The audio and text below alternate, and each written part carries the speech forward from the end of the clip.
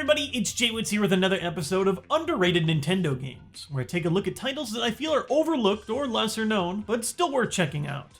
Ultimately, my goal is to share some cool games from the past that you might not have ever seen before. Today's system is the N64.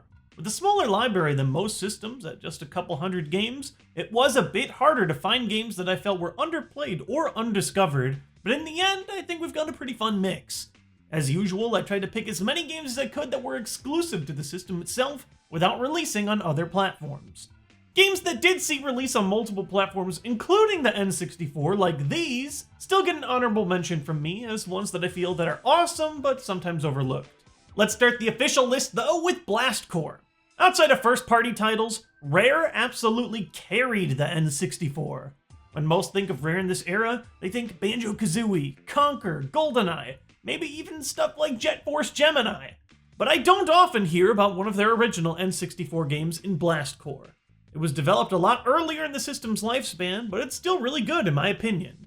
When a nuclear missile carrier gets loose, it's up to you and several unique vehicles to destroy everything in the missile's path to prevent an explosion. From simple shoving, to sweeping attacks, to giant mech punches, switching between each car to carve a path forward becomes a satisfying and occasionally stressful puzzle. It's just fun to blow a city up, and yet somehow you're still the good guys. It's truly incredible how many great games in different genres Rare was able to make in the Nintendo 64 era, and Blast Corps really shows how creative they got with games right from the beginning. Similar in many ways to Blast Corps is Body Harvest, another title all about unleashing as much destruction as you can on the world in a variety of vehicles. This game was one of the very first titles in development for the Nintendo 64, and it really got trapped in development hell, jumping between publishers and several teams. In the end, Body Harvest becomes an absurd mix of ideas, with dozens of unique vehicles, battling aliens that harvest humans for food, some destructible environments, RPG elements, and a story that continually jumps around time from the past to the present to future. There is a lot going on here, but I still have a ton of fun swapping vehicles on the fly and eradicating as many disgusting creatures as I can. The developer, DMA Design, went on to change the way that open-world games were made with a little game called Grand Theft Auto 3 shortly after this one, and they then became Rockstar. In many ways, Body Harvest is an interesting look at some of the ideas the team was able to accomplish within the Nintendo 64's limitations. It's a mess, but it's a beautiful mess that I still enjoy to this day. If you enjoy the alien hunting theme, but want a completely different style of game, Hybrid Heaven might be for you. I've heard rumors that this Konami game was at one point a planned Metal Gear title for the Nintendo 64 that changed over time. I haven't seen substantial evidence for it, but holy crap is this game just as confusing, filled with twists, clones, and science fiction. It's a futuristic thriller that initially plays like your usual early 3D action-adventure games. It's framed around you trying to escape a lab of human-alien hybrids trying to take over the world. But the one major mechanic that makes this something else is the alien combat. It's all hand-to-hand in a mix between real-time and turn-based actions, filled with leveling individual body parts, creating custom combos, and closing out with WWE-style finishers.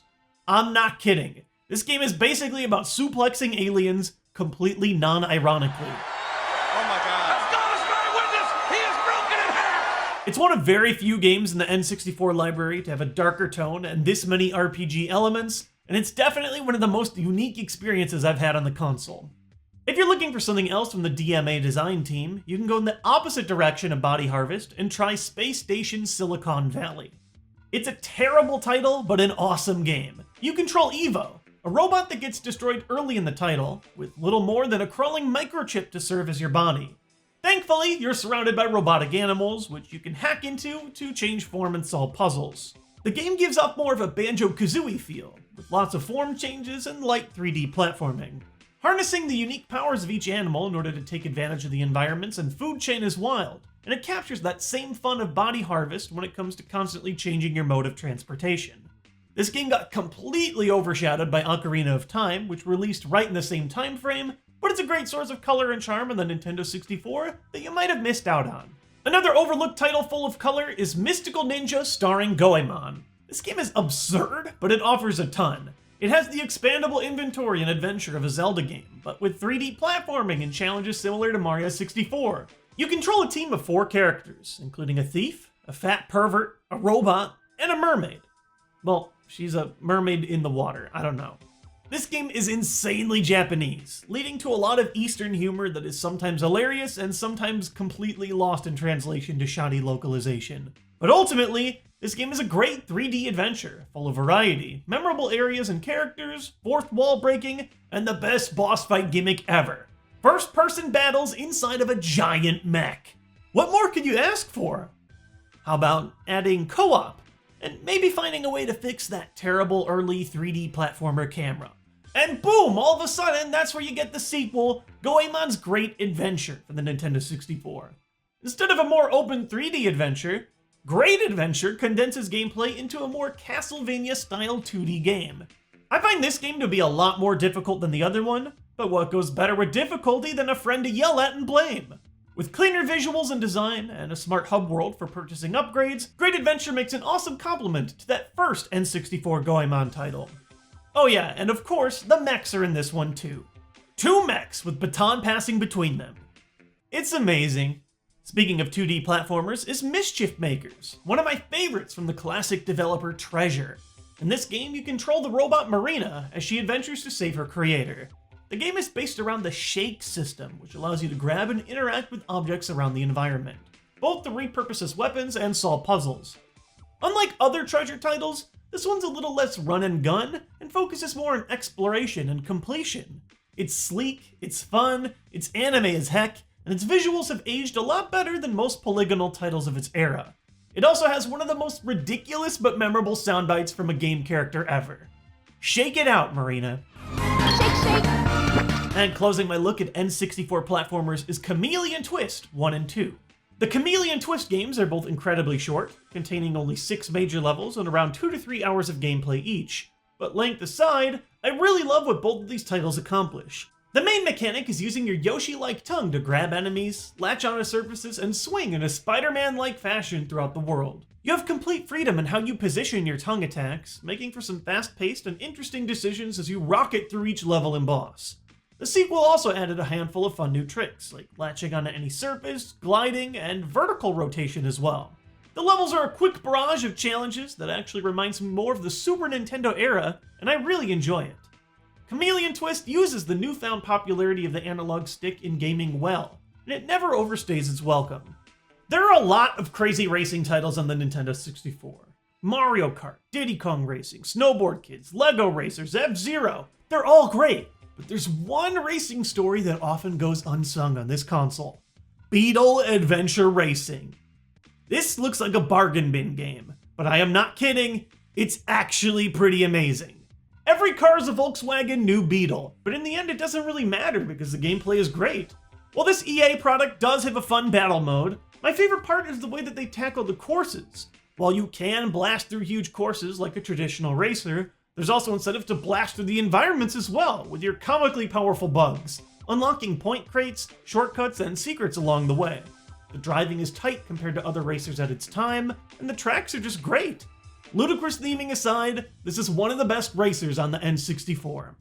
And closing today's list is a big one. Ogre Battle 64. It's no secret, the Nintendo 64 was truly crushed by the PlayStation when it came to delivering role-playing games. When Final Fantasy ditched the cartridges for bigger disc-based storage on the PS1, most JRPGs went with it. While I can't say it redeems the system's entire library, Ogre Battle 64 is a rare example of a great RPG on the system. The story is one of civil war, politics, and leadership, as you lead military up-and-comer Magnus into a huge conflict much bigger than himself. While the story isn't anything revolutionary, the game contains 6 pretty vastly different endings depending on what decisions you make, which is pretty cool.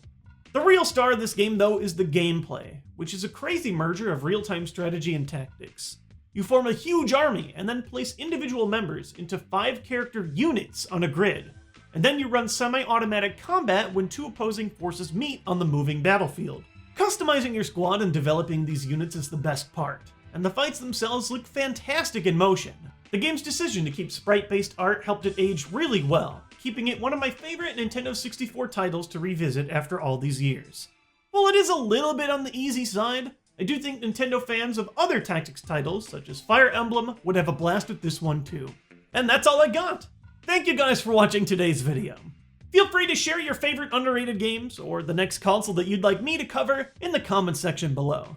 And if you like this one, consider helping the channel out by sharing it with a friend that you think will enjoy it. I still get a lot of people that are surprised by the fact that we're back to main series content on this channel, and I'd just love to get the message out there to anyone that enjoys Nintendo-themed facts or top 10s. As always, I'll catch you guys next time with more Nintendo content.